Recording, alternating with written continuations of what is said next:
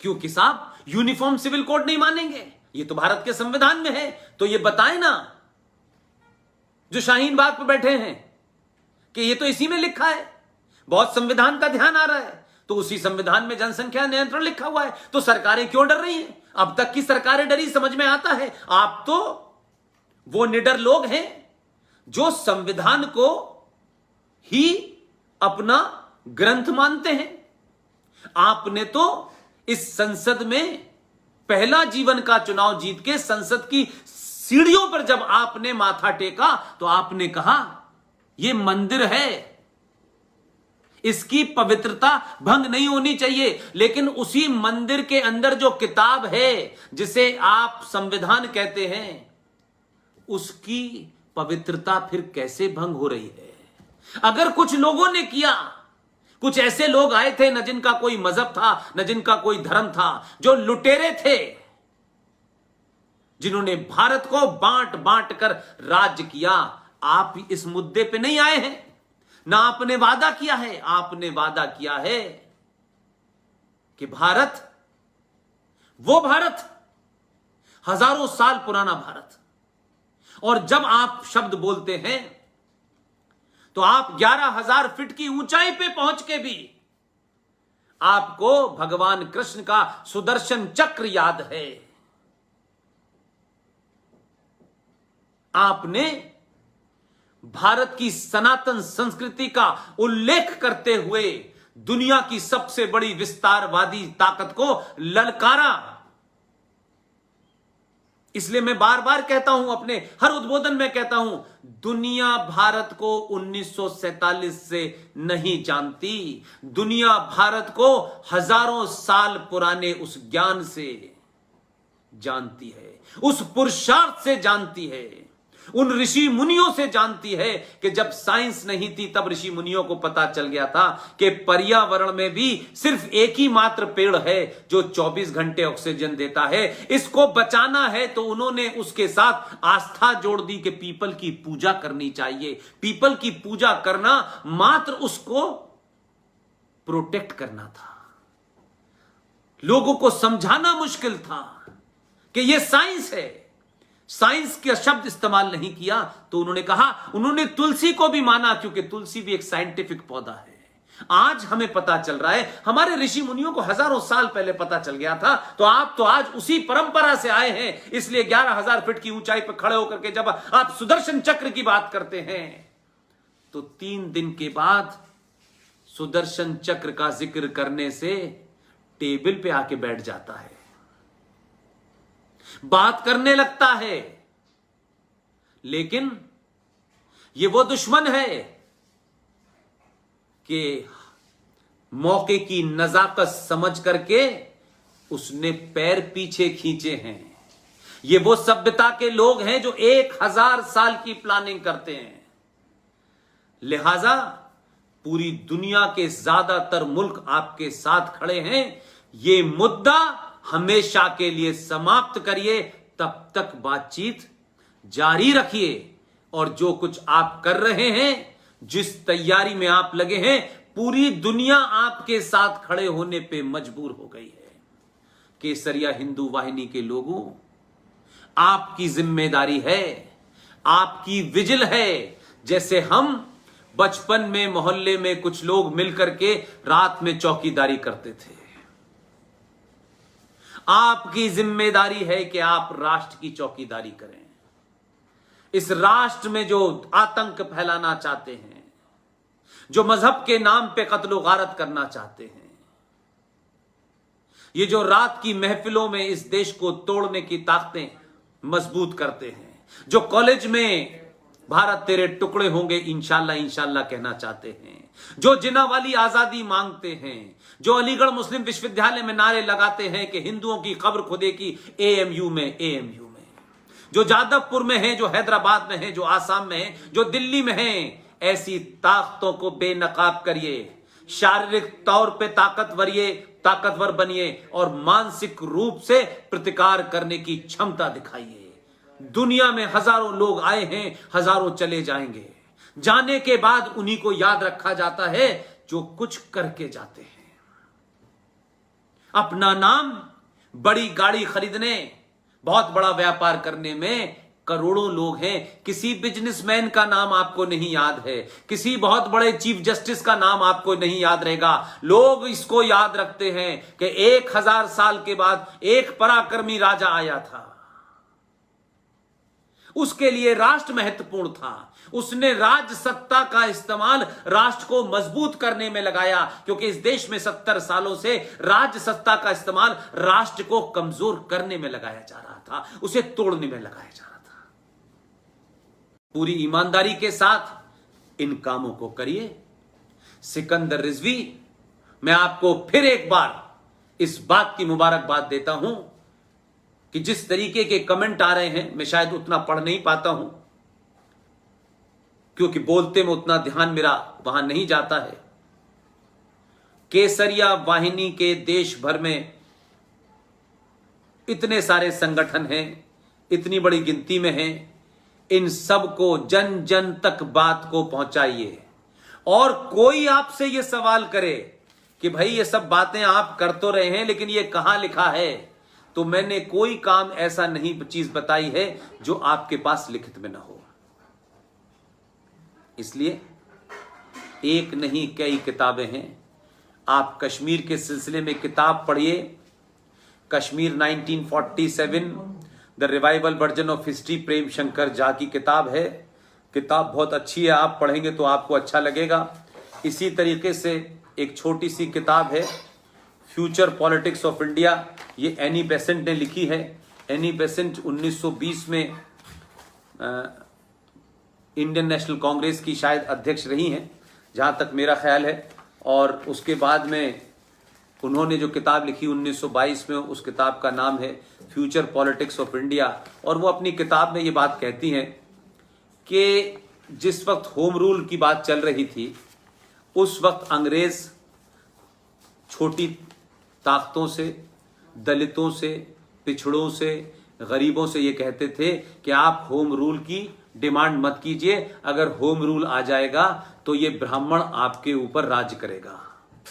Annie Besant में ये सच बात कहने की हिम्मत थी, उन्होंने ये सच बात कही है। आप उन किताबों को पढ़ें और पूरी ताकत से पढ़ें। और ये किताबें ऐसे लोगों ने लिखी हैं जिनको कोई चैलेंज नहीं कर सकता है। इसमें बहुत सारे लोग लोहिया का नाम बहुत लेते हैं, लोहिया के नाम पे सरकारों पे काबिज हो जाते हैं।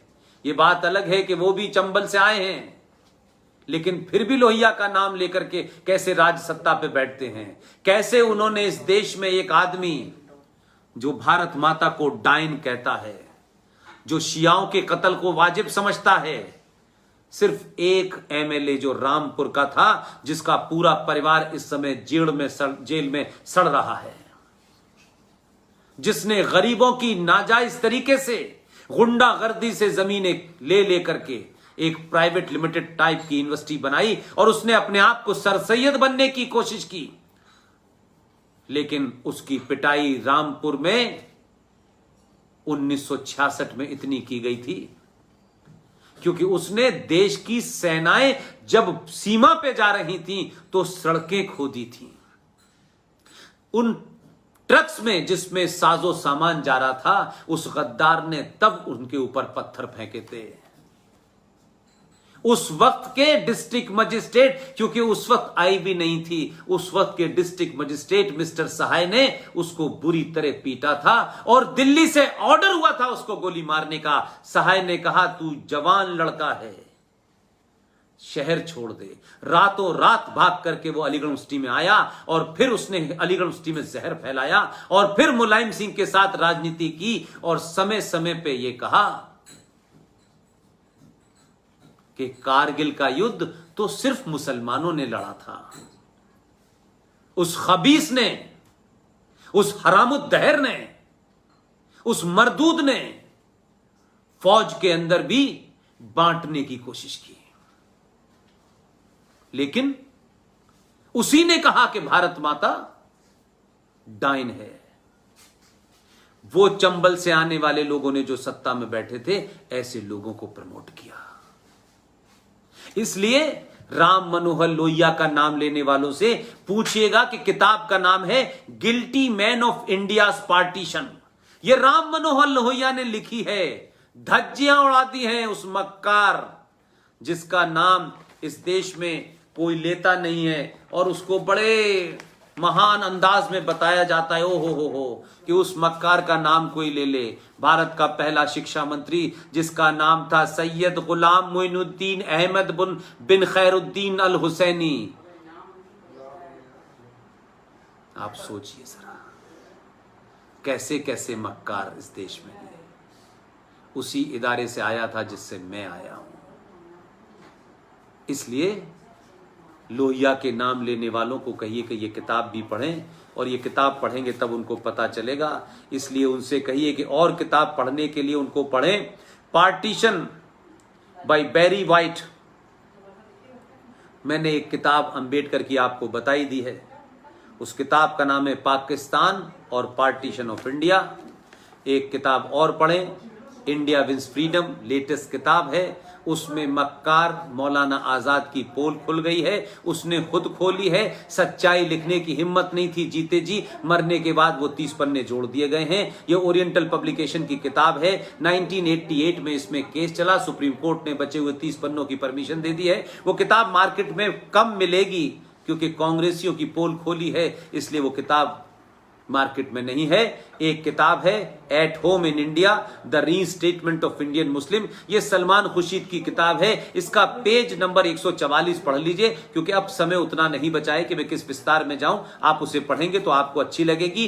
बोस और Gandhi who got India her freedom, ये हमारे बुजुर्ग साथी, हमारे टीम के हिस्से, हमारी इस मुहिम के हिस्से मेजर जनरल GD बख्शी साहब ने लिखी है। इसको जरूर पढ़ें, ये अच्छी किताब है। इसी तरीके से एक किताब है Muslim League attack on Sikhs and Hindu in Punjab by Gurbachan Singh, ये गुरबचन सिंह तालिब। ये किताब भी आप पढ़ें। इन किताबों को आप पढ़ेंगे तो आप जो कुछ मैंने कहा है वो आपको मिलेगी। इसी तरीके से हमारे दोस्त की किताब है, उस किताब का नाम है कला संगम।